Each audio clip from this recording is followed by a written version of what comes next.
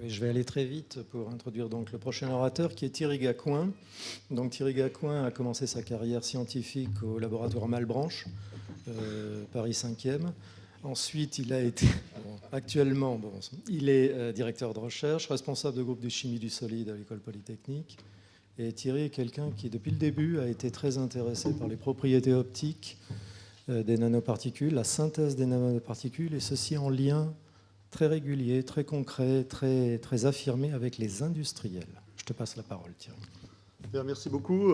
Déjà, je voulais dire la grande joie que j'ai d'être ici et d'appartenir à cette communauté. Quand j'étais jeune chercheur, il y avait des écoles d'été et des galernes qui avaient été lancées par Jean Roussel et Jacques.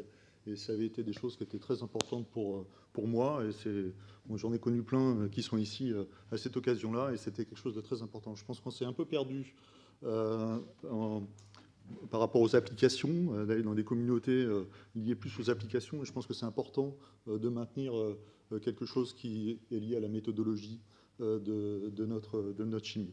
Donc je ne vais pas vous parler d'applications du tout dans mon exposé. Je vais essayer de relever donc, le défi que nous avait proposé Clément à donner quelques pistes sur des choses qui me paraissent intéressantes à faire. Alors, je n'aurais pas la prétention de dire que c'est des défis pour la communauté, au moins c'est des questions intéressantes ou des pistes intéressantes qu'il y a à explorer. Donc le principe de la chimie douce qui est rappelé ici, de manière très simple, c'est l'assemblage d'entités en solution. Il y a quelque chose qui, moi, me plaît particulièrement, c'est que, qui est particulièrement attractif, je pense, pour cette chimie-là, c'est que c'est pas tellement les réactions chimiques, finalement, qui sont assez simplissimes. Si je mets de côté tout ce qui se passe depuis l'avenue des gens de l'organométallique, mais les réactions chimiques en elles-mêmes sont simplissimes et tout se passe dans la construction d'architecture. Et donc là, ça laisse place effectivement à une créativité qui est assez importante. C'est une discipline qui a beaucoup évolué, ça a été rappelé à travers l'historique de Stéphane, depuis les années, je dirais, 90, début des années 90, et notamment entre 90 et 2000, à travers le développement des matériaux hybrides, les mésoporeux, les développements des techniques organométalliques de synthèse de particules, et puis aussi les énormes développements instrumentaux, méthodologiques de caractérisation qui ont été mis en place autour de la spectroscopie, autour de la microscopie, autour de voilà, tout un tas de choses qui vont permettre d'aller un peu plus loin dans la compréhension et dans l'élaboration d'édifices toujours un peu plus complexes. Alors,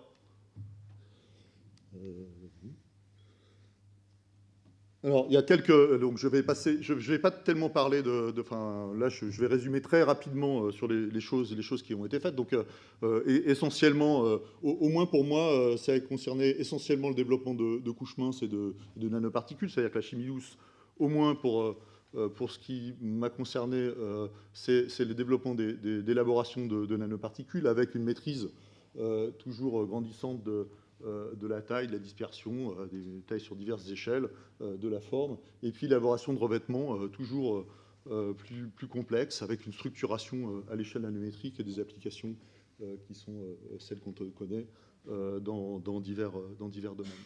Un point important, me semble-t-il, c'est de ne pas oublier que dans un monde où on montre souvent des belles images de microscopie, il y a quelque chose de très important, je pense, pour notre communauté, qui est l'élaboration de matériaux réels qu'on peut montrer.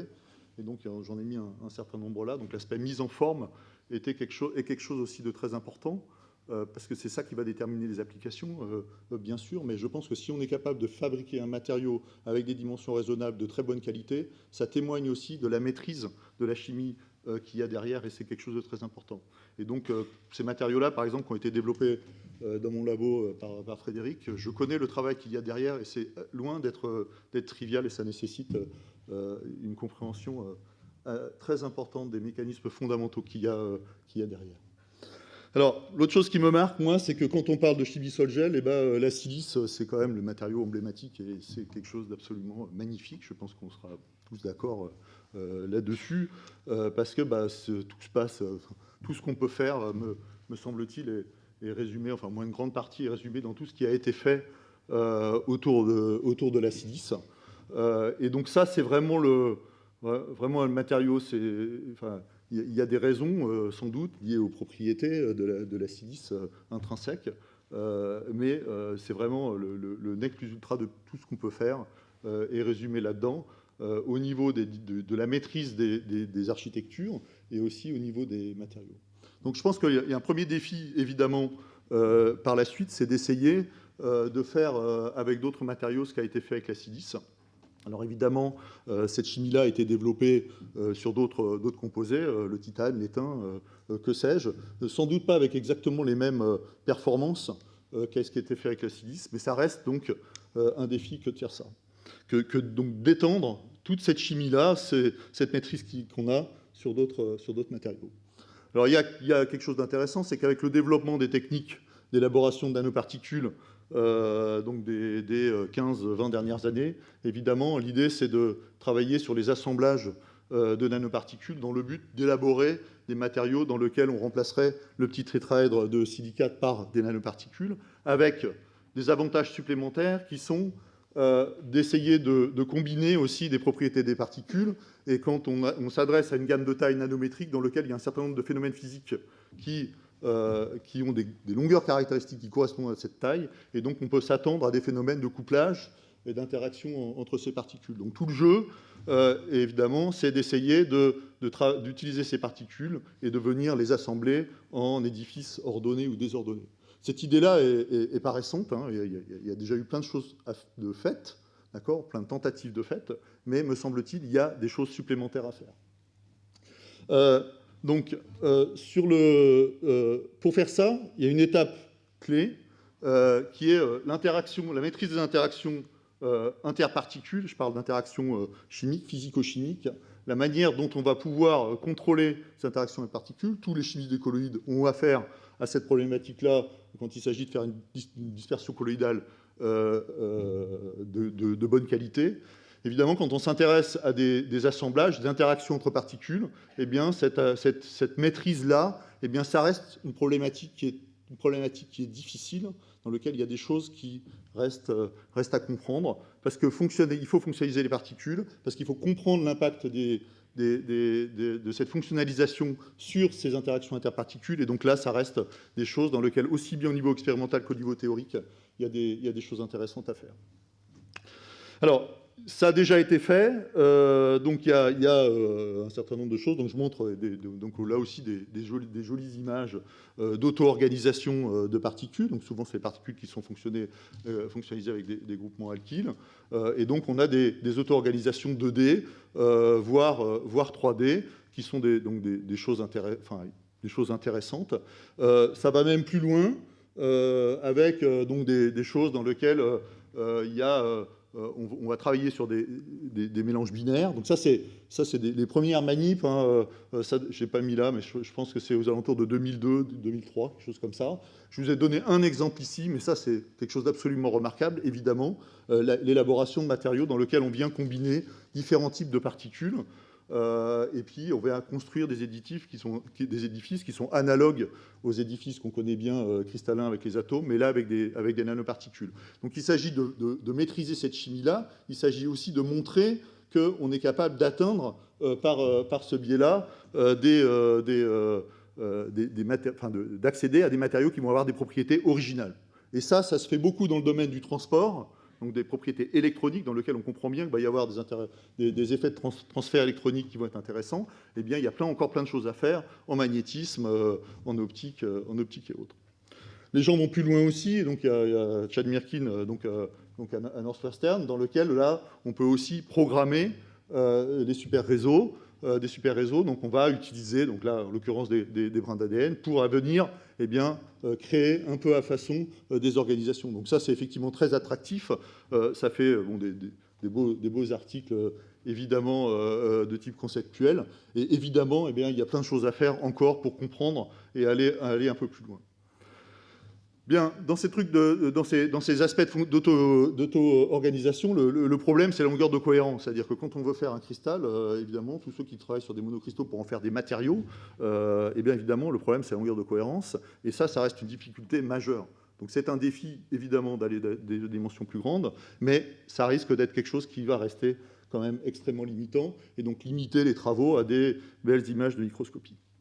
Alors là, je reviens aux fondamentaux du sol-gel, parce que quand on parle d'interaction sol-gel, eh bien, évidemment, on va former des amas, et ça c'est une image assez connue, l'agrégation de particules d'or, et là, on peut, avec une petite quantité de matière, remplir des volumes qui sont importants. Donc là, l'aspect fabriquer un matériau volumique, eh bien, on peut y accéder par l'utilisation de géométrie fractale, et donc on va accéder à des matériaux qui vont être des matériaux désorganisés, donc des gels et des xérogels. Et donc ça, effectivement, c'est, par rapport au phénomène d'auto-organisation, quelque chose qui est un gros plus, je pense, de ce type de matériaux. Et donc on peut continuer à travailler sur ces approches-là avec des problématiques, en associant différents types de particules, en regardant la gélification, en maîtrisant les interactions qui vont permettre de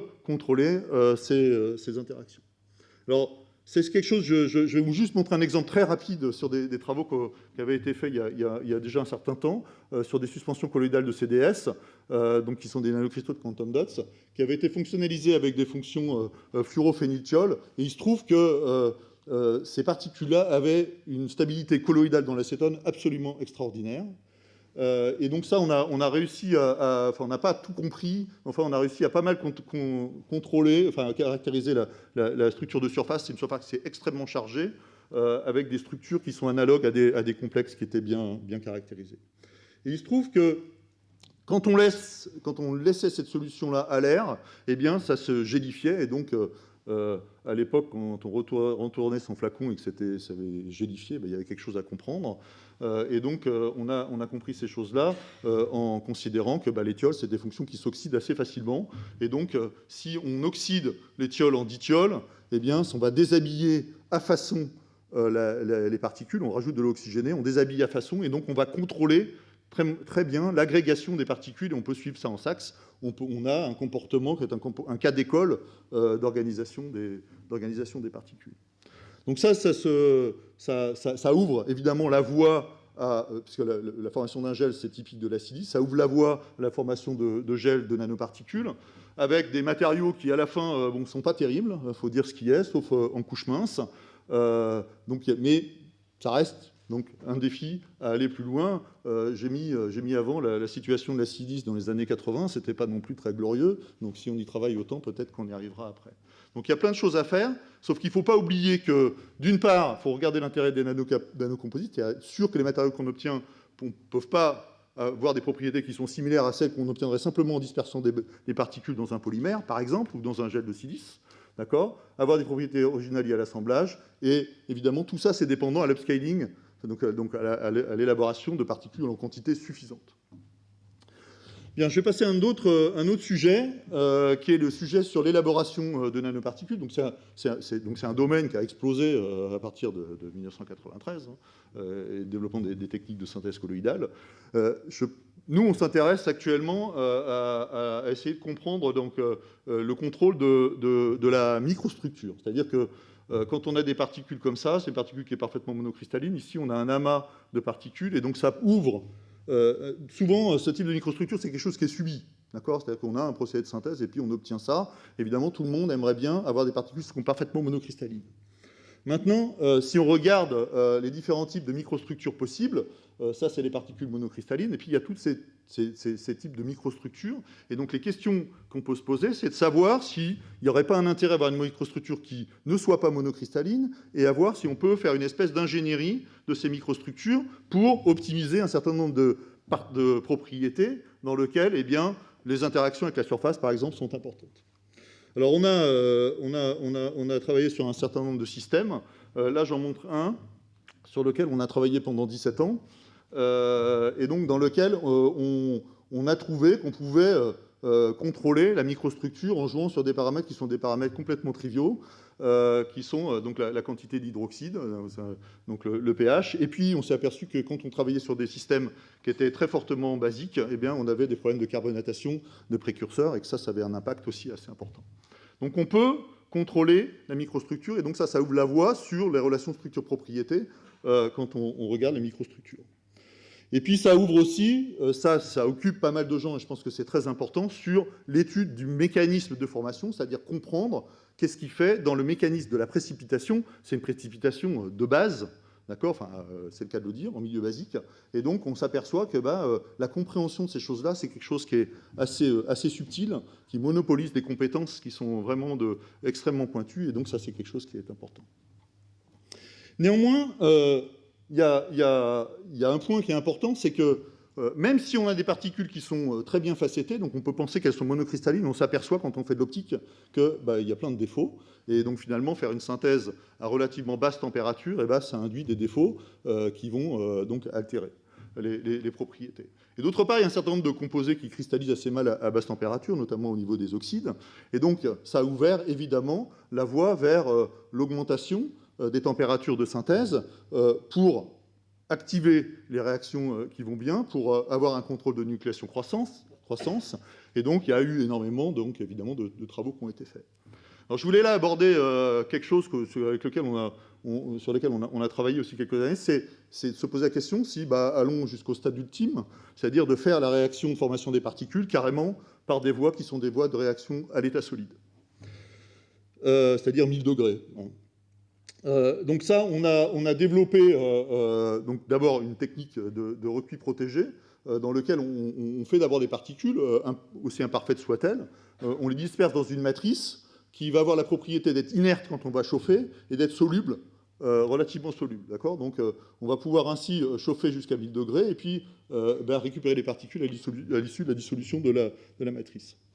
Quand on fait ça, on obtient, on s'aperçoit qu'on a des changements de morphologie, on voit bien le contraste qui traduit une élimination d'une certaine porosité et des défauts, donc une densification de la particule qui peut aller assez loin. Il y a des choses assez rigolotes de retassure comme ça.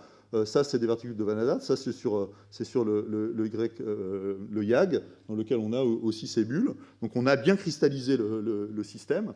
Et donc ça amène à des propriétés.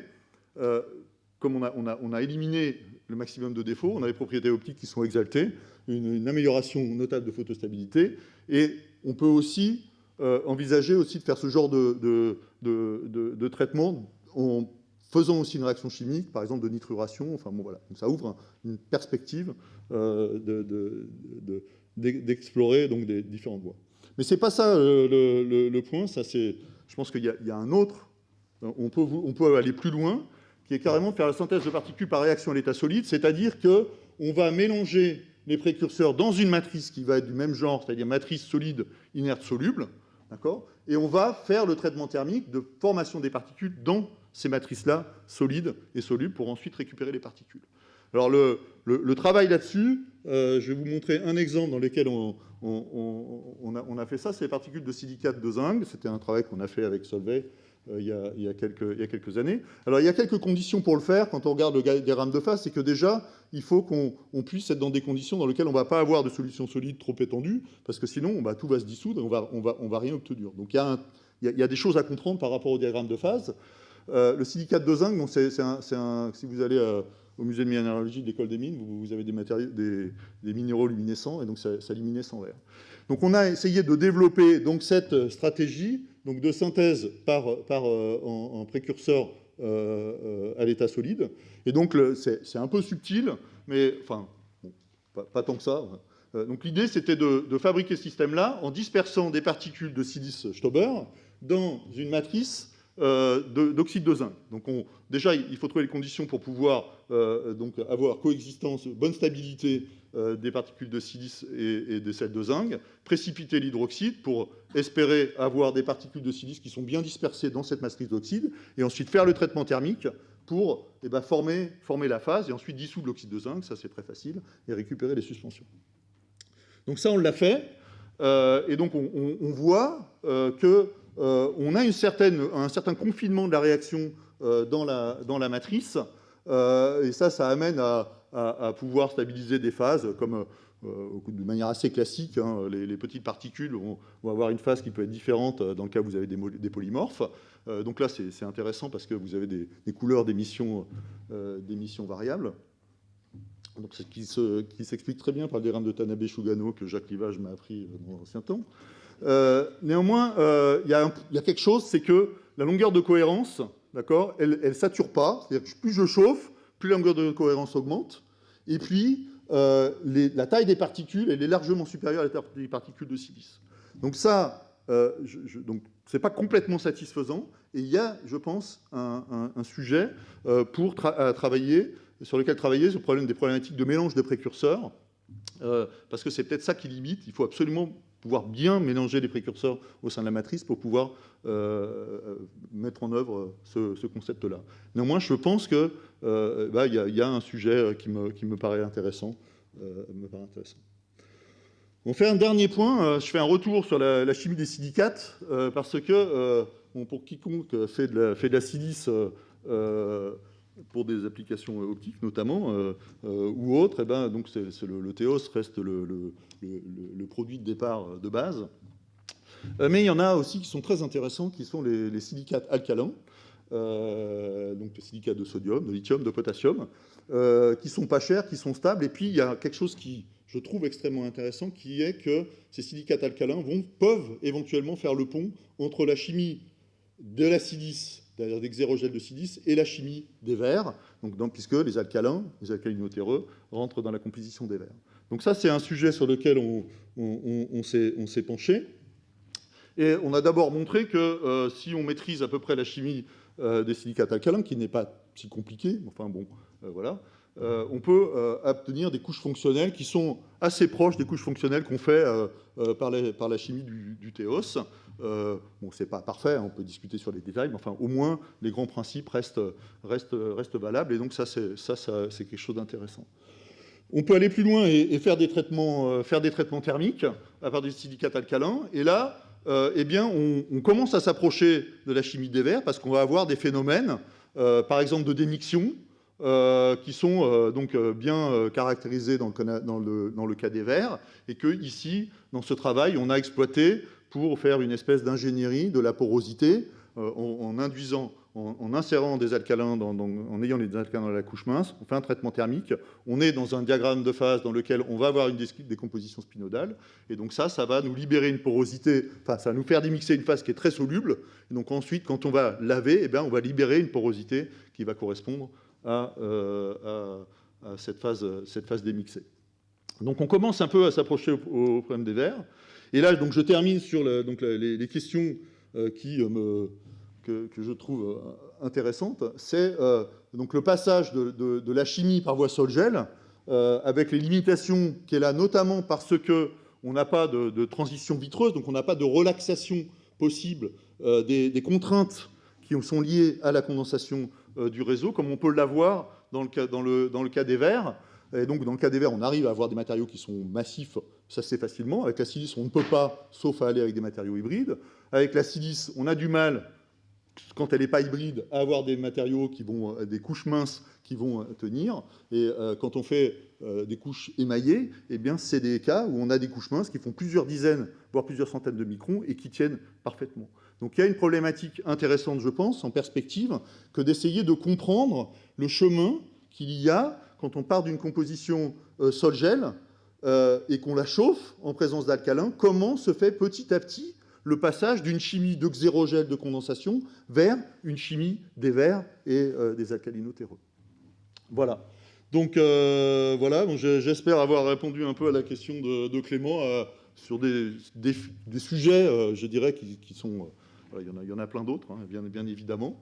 Donc l'assemblage des particules et la maîtrise des interactions interparticules, l'ingénierie de la microstructure de particules colloïdales, les méthodologies de synthèse de nanoparticules en allant à des températures ultimes, donc en s'approchant à des réactions à l'état solide, et puis la chimie des silicates alcalins qui, je pense, mérite d'être visitée, notamment avec cette perspective de comprendre, de faire un passage entre la chimie douce et puis la chimie des verres.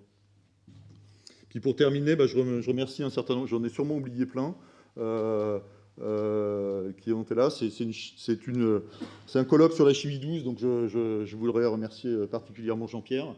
Moi, je suis de l'école Jean-Pierre Boileau, mais on a toujours, évidemment, interagi avec la communauté. Voilà, merci pour votre attention.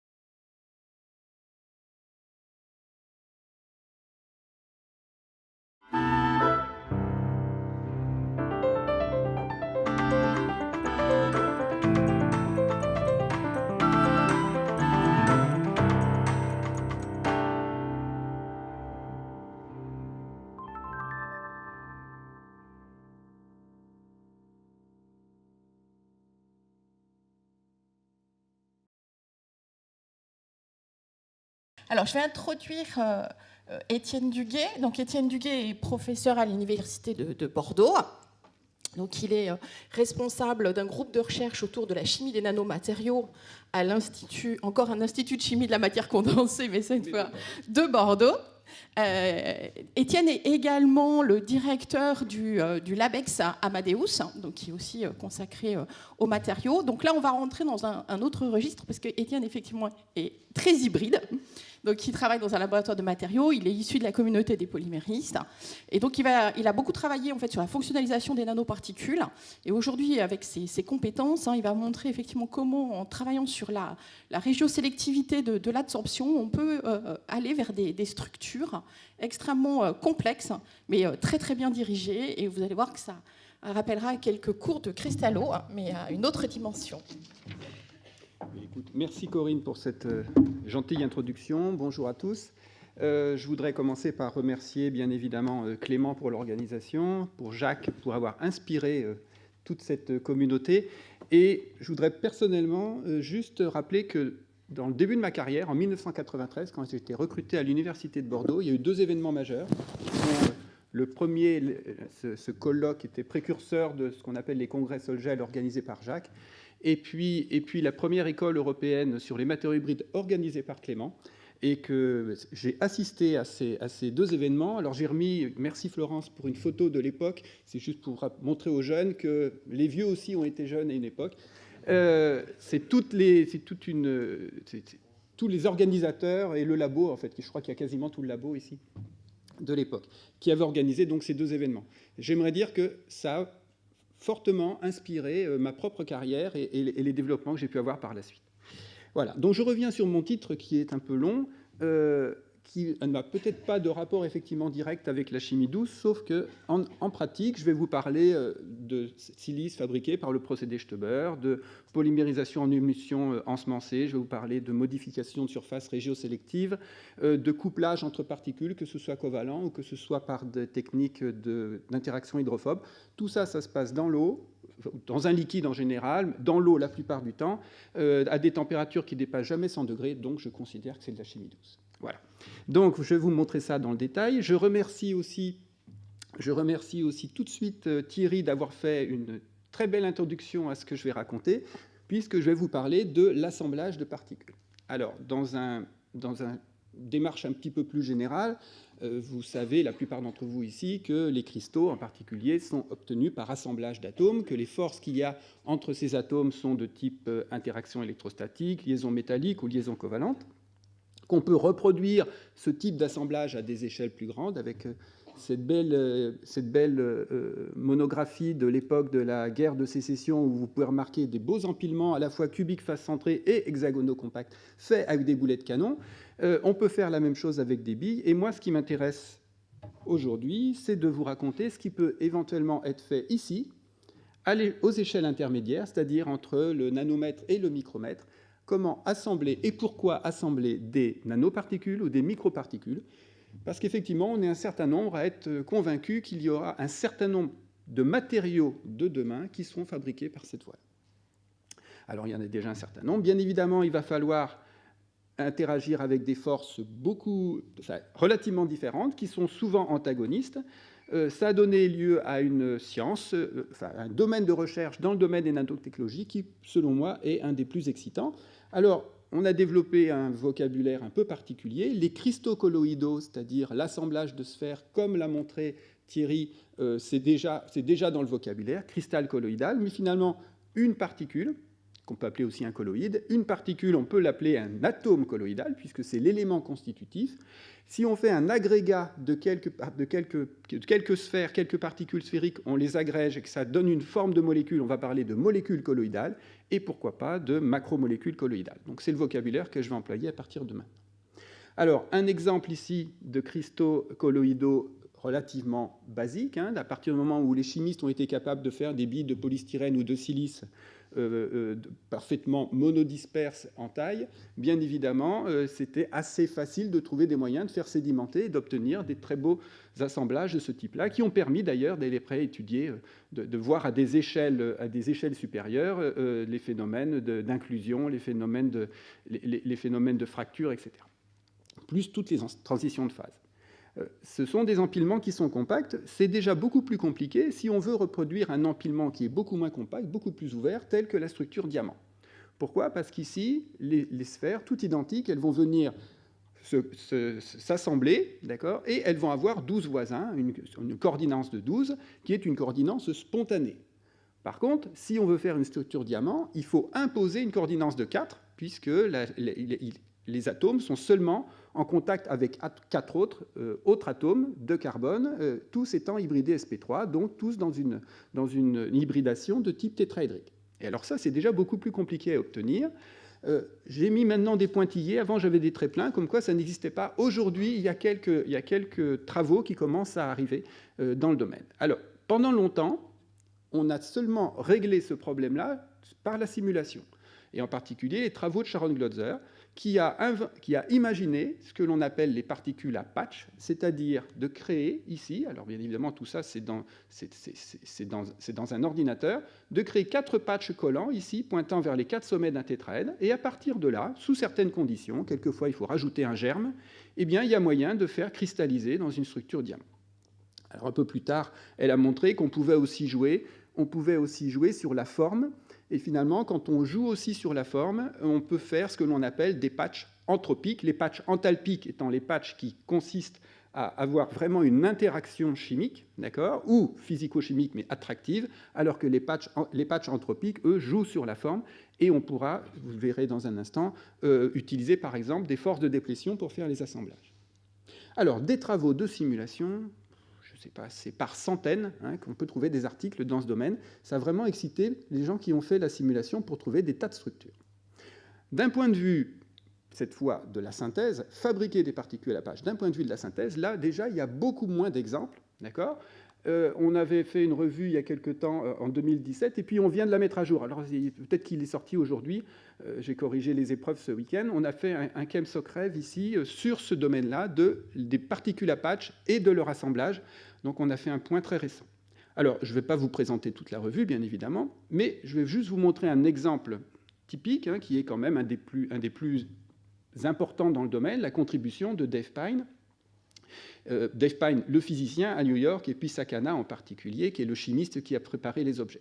Donc en fait, ils partent de billes de silice, ils trouvent le moyen de les assembler au sein d'émulsions, et ces émulsions, alors ils ont des mélanges. Là, un joli exemple, il n'y en a que 3, mais en fait, il y a des 4, il y a des 5, il y a des 2. Alors après, il y a un tri relativement complexe par centrifugation, mais quand ils ont fait ces assemblages-là, à ce moment-là, ils rajoutent une molécule qu'ils appellent TPM, mais que nous, on appelle MMS, c'est le métacryloxy. Je ne vais pas retrouver le nom. Enfin, vous voyez tout ce que je veux dire. C'est l'hydroxysilane avec le groupement métacryloxyméthyle. Il faut un gonflement, ils polymérisent, et ensuite, ils viennent attaquer chimiquement la silice. D'accord, et ça permet de faire 3 phosphettes ici. Alors, ils font 3 sur cet exemple, mais ils peuvent faire 1, 2, 3, etc. Et ces phosphettes, qui sont donc des patchs entropiques, vont être utilisés pour, cette fois, mettre en présence d'autres sphères, et en rajoutant un déplétant, c'est-à-dire ici des macromolécules, eh bien, il va y avoir des forces qui vont faire que les sphères, si elles ont la bonne taille par rapport aux phosphettes, vont venir s'assembler, ce qui leur a permis de venir reconstruire ce que j'appelle des molécules colloïdales. Alors, je vais, à partir de maintenant, vous présenter notre propre démarche dans ce domaine, parce qu'en fait, ici, ces très beaux exemples ont été faits avec des particules micrométriques. Pourquoi ? Parce que Dave Pine, c'est un physicien et qu'il utilise un microscope optique pour étudier tout ça.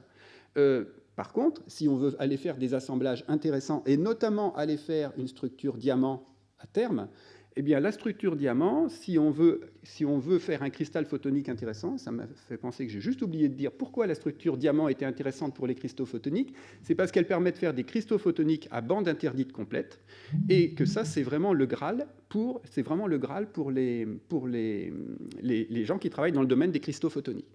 Une bande interdite complète, ça veut dire que ça permettrait, pour une certaine gamme de longueur d'onde, d'absorber toute la lumière, quel que soit l'angle d'incidence. Alors, vous voyez les applications qu'il pourrait y avoir, notamment, par exemple, en photovoltaïque.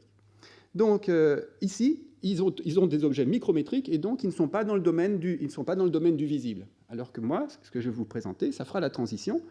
On travaille, alors c'est plus compliqué, on va travailler, plus compliqué parce que plus difficile à observer, avec des particules qui sont de l'ordre de quelques centaines de nanomètres. Et notre objet de départ, c'est ce qu'on appelle ici une particule tétrapodique, silice polystyrène. Un cœur de silice et 4 nodules de polystyrène.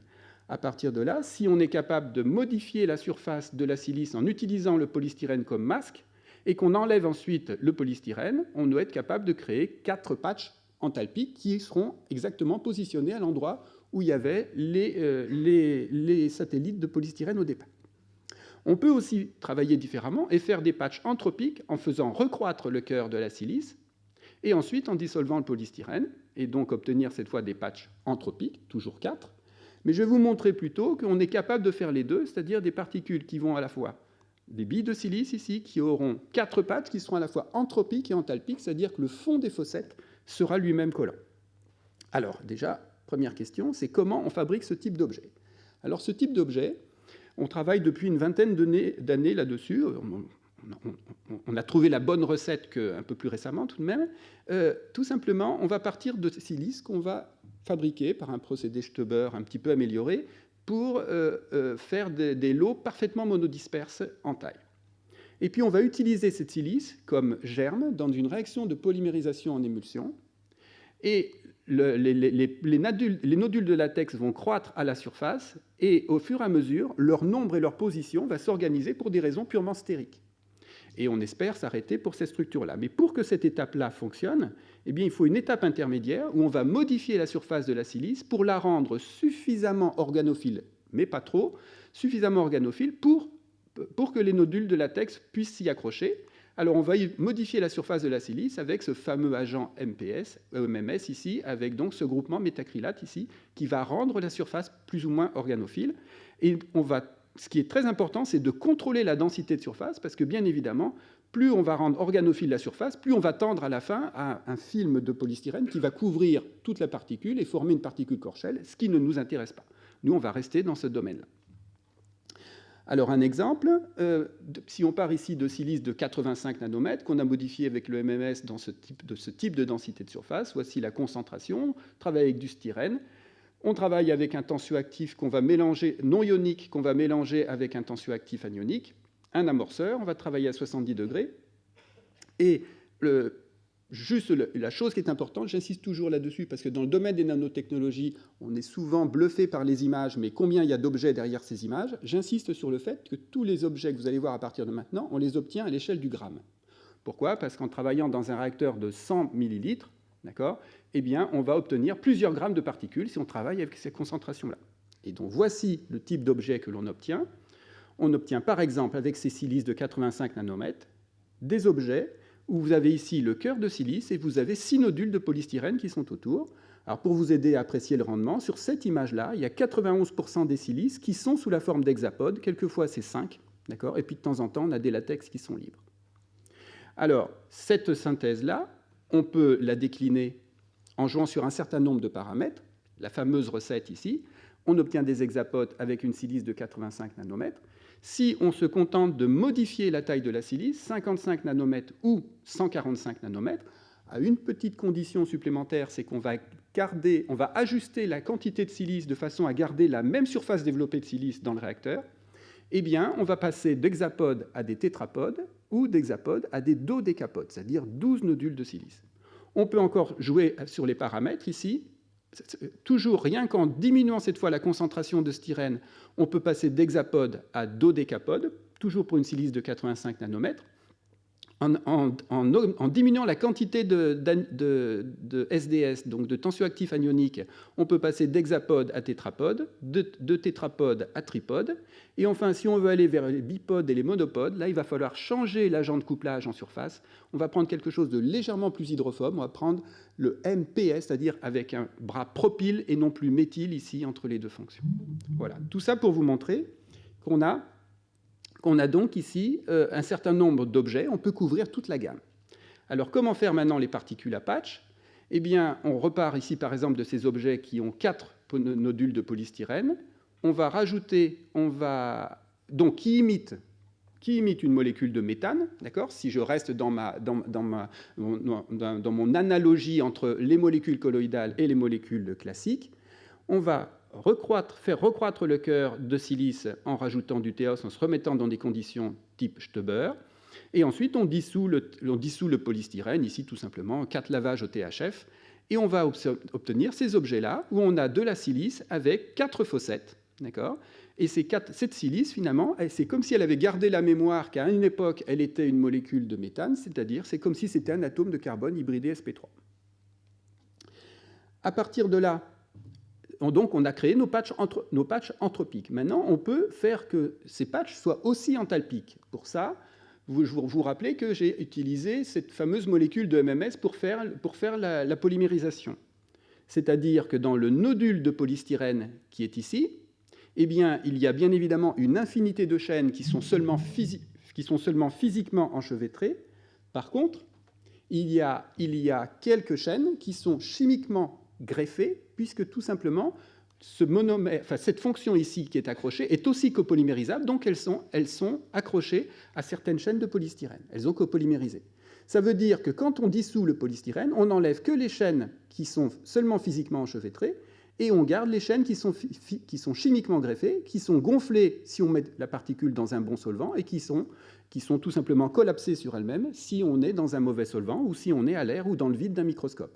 Alors c'est ce qu'on voit ici, en fait, dans le microscope. On voit au fond des fossettes, on voit une bille ici. Quand on fait l'analyse, on voit qu'elle est constituée de carbone, et on s'est amusé à aller déterminer la masse molaire, le nombre et la masse molaire de ces chaînes. Elles sont très très longues, elles ne sont pas très nombreuses au fond de chaque fossette en moyenne, mais elles sont très très longues. Donc ici, on a déjà des billes de silice qui ont un patch hydrophobe au fond de la fossette. Mais on peut essayer d'aller plus loin, et notamment, on peut essayer de rendre, non seulement d'avoir des patchs hydrophobes, mais des patchs fonctionnels au sens de chimie organique. Pourquoi ? Parce que le polystyrène, c'est un polystyrène extraordinaire. On peut très facilement le modifier par substitution électrophile pour accrocher le long de la chaîne des fonctions. Donc le long de chaque segment ici de chaîne, eh bien, sur chaque motif unitaire, on peut espérer faire accrocher des fonctions chimiques. Alors c'est ce qu'on a fait, donc chlorométhylation, et puis ensuite amination, de façon à avoir des fonctions amines. Donc ici, on a un polystyrène qui est devenu vert sur mon schéma, juste pour rappeler que cette fois, c'est un polystyrène avec des fonctions amines le long des chaînes. On sait tous que l'or a de l'affinité pour les fonctions thiol, mais l'or a aussi de l'affinité pour les fonctions amines, et donc ça a été un moyen pour nous, en utilisant des tout petits colloïdes d'or, ici, d'aller montrer qu'ils venaient sélectivement se coller au fond des fossettes. Alors, c'est peut-être pas très clair sur cette image, j'espère que ça l'est un peu plus sur celle-ci, pour prouver qu'on a bien le fond des patchs collants, en particulier pour des nanoparticules d'or. Donc, on a bien la présence de nos fonctions amines. Donc, on s'est dit, eh bien, est-ce qu'on peut maintenant essayer d'utiliser ces fonctions amines pour venir accrocher au fond des fossettes des objets plus gros que ces petits colloïdes d'or, par exemple des sphères de silice qu'on aurait modifiées avec des fonctions antagonistes par rapport à nos fonctions amines. Alors, pour ça, on a mis donc les fonctions amines au fond des fossettes. Donc ici, c'est un objet à nouveau à 6. Je suis désolé, de temps en temps, je change un peu de morphologie. Donc, on était parti d'un hexapode, donc on a 6 fossettes, avec des fonctions amines au fond des fossettes. Et puis ici, on a pris des billes de silice de taille à peu près 100 nanomètres, si je me souviens bien, et sur lesquelles on a modifié dans un premier temps avec des fonctions amines. Avec l'acide succinique, on a transformé en fonction acide carboxylique, et puis on les a protégées ici avec le chloroformiate d'éthyle, de façon à avoir des acides carboxyliques plus réactifs. On a mis tout ça dans le DMF, il faut éviter l'eau, effectivement, et on espérait reformer ce type d'objet. Alors, comme on utilise un excès de satellites potentiels, c'est-à-dire ces billes de silice, c'est un petit peu plus compliqué sur les images, mais si vous regardez celui-ci, ou si on trouve un objet isolé sur la grille, eh bien, on retrouve effectivement ces fameux objets. Cette fois, on retrouve un hexapode mais qui est entièrement formé de silice. Le cœur est en silice, et les satellites sont aussi en silice. Donc, on a obtenu ici une nouvelle molécule colloïdale qu'on pourrait considérer comme imitant celle de la molécule SF6. Alors, bien évidemment, on s'est amusé à regarder ces objets et à décliner, et donc à essayer de varier la zoologie des objets. Alors, en repartant cette fois d'objets A4 et des sphères, et en travaillant sur le ratio entre le nombre de fossettes et le nombre de sphères qu'on met en présence, on a été capable de reformer des molécules toutes silice de type CH4. On a été capable, quand on joue sur le ratio, de n'en mettre que 3. C'est comme si on imitait une molécule d'ammoniac ou bien une molécule d'eau. On peut s'amuser à varier, c'est-à-dire à non seulement mettre, enfin on peut mettre cette fois 2 types de satellites. Alors c'est pas très clair ici, mais on a mis des silices satellites qui sont les mêmes qu'au départ, c'est-à-dire de la silice classique, pure, et puis on a mis des billes de silice qui ont un cœur d'or qu'on a obtenu par nucléation-croissance. Et dans ces proportions-là, on peut reformer des objets variés de ce type-là. On voit un peu mieux quand on colorie après les satellites. Et on s'est même amusé à mettre 4 types différents, c'est-à-dire à retrouver comme un atome de carbone qui serait asymétrique avec 4 substituants de taille différente. On l'a fait aussi avec 4 colorants différents. Donc on peut, en faisant des couplages, ici on dit qu'on utilise des ponts amides entre la réactivité des amines qui sont au fond des fossettes et les fonctions acides carboxyliques qui sont à la surface des satellites. Alors on peut bien évidemment jouer aussi sur la valence des objets, et on est parti ici sur des objets qui étaient nos bipodes, silice, polystyrène, qui ont donc la possibilité d'être bivalents. Pour ça, on a fait recroître le cœur de silice, que vous voyez sur ces images. Ensuite, on a dissous le polystyrène, on a modifié le polystyrène au fond pour mettre des fonctions amines. Alors là, vous avez l'impression qu'on a changé d'objet, mais c'est tout simplement qu'ils se sont mis à plat sur la grille. D'accord ? Et maintenant, si on regarde les assemblages, eh bien, on est capable, en remettant des sphères avec les fonctions acides carboxyliques, on est capable de refaire des chaînes. Alors, voilà le type d'assemblage qu'on est capable de faire. Alors, pour faire des chaînes, c'est un peu plus efficace d'utiliser une autre voie. C'est-à-dire, je repars des mêmes objets et je ne vais même pas faire la modification, je vais juste garder le fait que ce sont des chaînes de polystyrène. Et les chaînes de polystyrène, le polystyrène, un bon solvant, c'est par exemple le THF, un mauvais solvant, c'est l'eau. Et on peut même encore abaisser la solubilité, l'insolubilité dans l'eau en rajoutant du sel.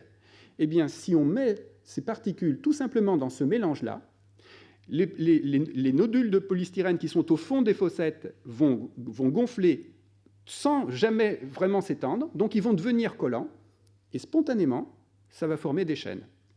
On va former des chaînes et tout simplement assembler ici nos petits anneaux de silice qu'on avait au départ, et une fois qu'on a éliminé le solvant, bien évidemment, les chaînes de polystyrène se sont enchevêtrées, et on a une liaison qui est mécaniquement stable. Alors, on a même montré que le type de croissance, c'est une croissance de type polymérisation par étapes. Voilà. Alors ça imite un polymère qui est pour l'instant hypothétique, qui n'a pas encore été fabriqué, mais qui, si le jour on est capable de le faire d'un point de vue moléculaire, d'un point de vue atomique, devra avoir des propriétés encore meilleures que les nanotubes de carbone. C'est ce qu'on appelle le carbine. Alors, est-ce qu'on peut aller plus loin? En particulier, est-ce qu'on peut monter en dimension, c'est-à-dire essayer de faire des assemblages 2D avec des particules qui seraient trivalentes, des assemblages 3D avec des particules qui seraient tétravalentes et donc une structure diamant? Alors ça se complique bien évidemment. Pourquoi? Parce que si on veut faire ces assemblages, il va falloir à la fois que l'eau soit de plus en plus pure, parce qu'à chaque fois qu'il y aura un défaut, eh bien évidemment l'assemblage sera rompu, et ensuite il va falloir mettre en place des stratégies d'un assemblage qui puisse être réversible, de façon à pouvoir corriger les fautes d'empilement. Alors ici, vous avez un exemple de particules, on est peut-être parti de tripodes, donc la plupart du temps, on a 3 fossettes, elles ont été épandues sur une cuve de Langmuir, on a compressé, d'accord, tout ça dans un milieu solvant du polystyrène, mais vous voyez qu'on avait, on n'a pas, c'est toute la problématique que soulevait tout à l'heure Thierry, on n'a pas de cristallisation à grande échelle pour l'instant, et on ne fera certainement jamais à l'échelle au moins de la cuve de Langmuir qui faisait quelques dizaines de centimètres carrés. Donc, voici ce que je voulais vous raconter en ce qui concerne l'assemblage. Est-ce que j'ai encore 2-3 minutes? 2. Alors, je voudrais juste vous montrer, parce que là, pour l'instant, ça reste assez académique, je dirais, fondamental, juste vous montrer qu'on peut faire aussi des patchs d'or. Alors, très vite, je vous ai montré qu'on pouvait venir coller de l'or au fond des fossettes. Je vous ai montré qu'on pouvait faire de l'assemblage avec les fonctions amines. Alors, on a essayé d'assembler directement des billes d'or au fond des fossettes, de la même taille, de la même façon qu'on l'a fait avec des billes de silice. Eh bien, ça n'a pas marché. Pourquoi? Vraisemblablement parce que là, la différence de densité est énorme. L'or, une densité de 19, nos billes de silice, elles ont une densité de 2,2. On en accroche 1, 2, mais on ne fait jamais un objet complet. Donc, on a développé une autre stratégie. On est reparti du fait qu'on avait mis de l'or au fond des fossettes. Et on s'est amusé à faire croître cet or directement en utilisant les fossettes comme un berceau pour faire croître les billes d'or. Donc, on a obtenu ce type d'objet, où on retrouve ici, par exemple, une bille de silice dans laquelle on va avoir 4 nodules, 1, 2, 3, et le quatrième est derrière ici, 4 fossettes remplies de nanoparticules d'or. Alors, c'est quand même pas très beau, hein, ça ne ressemble pas vraiment à des satellites. Pour améliorer la sphéricité de ces satellites, eh bien, on s'est inspiré d'une recette qui a été publiée par un collègue coréen, où il montre que pour faire croître des billes d'or eh bien, et obtenir des objets sphériques à la fin, pour éviter notamment le fait qu'elles se facettent, eh bien, il faut alterner des séquences de recroissance avec des séquences d'attaque chimique. Et en appliquant cette recette, on a montré que ça marchait très bien aussi au fond des fossettes, c'est-à-dire même sur des particules qui sont au fond des fossettes, et on a réussi petit à petit à arrondir ces objets, ces fameux satellites.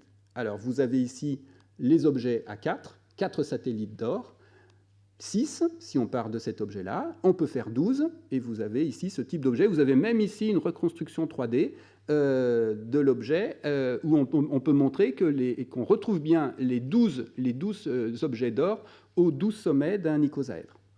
Alors, juste, ça sera ma dernière diapo, juste vous montrer que ça peut avoir des applications, et notamment dans le domaine des métamatériaux. Alors, dans les métamatériaux, il y a quelque chose qui est intéressant de démontrer, c'est qu'on a ce que l'on appelle du magnétisme optique. Et le magnétisme optique, quand on a des particules ici, d'un cluster de particules d'or autour d'une particule diélectrique, il y a à la fois du couplage, du couplage électrique, hein, sous l'effet du placement, il y a un couplage électrique, mais on peut aussi avoir un couplage magnétique. Et ce couplage magnétique, on peut le démontrer avec nos collègues du CRPP par une méthode résolue en polarisation de diffusion de la lumière à certaines longueurs d'onde. Et finalement, c'est le rapport entre ces deux alternances, c'est l'intensité ici, ce rapport-là d'intensité qui montre la contribution magnétique par rapport à la contribution électrique. Alors, sur des particules de framboise classique, c'est-à-dire avec des satellites d'or désordonnés en surface, on avait un rapport composante magnétique sur composante électrique de 4,2%. On a montré que si on passe au dodécapode, on est passé à 14%, c'est ce qu'on a publié dans ces deux papiers. Et je vous montre ici en avant-première des résultats qu'on vient juste d'avoir et qui ne sont pas encore publiés. Le fait de remplacer l'or par l'argent, eh bien maintenant on fait 100%, c'est-à-dire que la composante magnétique a exactement la même amplitude que la composante électrique. Là, ça commence à devenir très intéressant. C'est un prérequis, tout ça, pour faire des matériaux, une fois qu'on les aura assemblés, qui auront par exemple des indices de réfraction inférieurs à 1, voire inférieurs à 0. Et donc l'opportunité de faire des lentilles parfaites, de faire du cloaking, de l'invisibilité, de la cape d'invisibilité, etc. Voilà, je vais juste sauter les 3 diapos qui suivent pour arriver à la diapo où je voulais remercier ici à peu près dans l'ordre d'apparition dans les résultats tous les doctorants qui ont travaillé avec nous. Serge Ravenne, qui est mon complice depuis le début et avec qui on partage le leadership sur ce sujet-là. Serge Ravenne, donc du CRPP. Mona Tréguer, avec qui on développe de plus en plus ces interactions vers les métamatériaux. Et puis tous les collègues avec qui on a collaboré plus ou moins, sur certaines parties, je veux dire, de cet exposé. Voilà, je vous remercie pour votre attention. Merci beaucoup.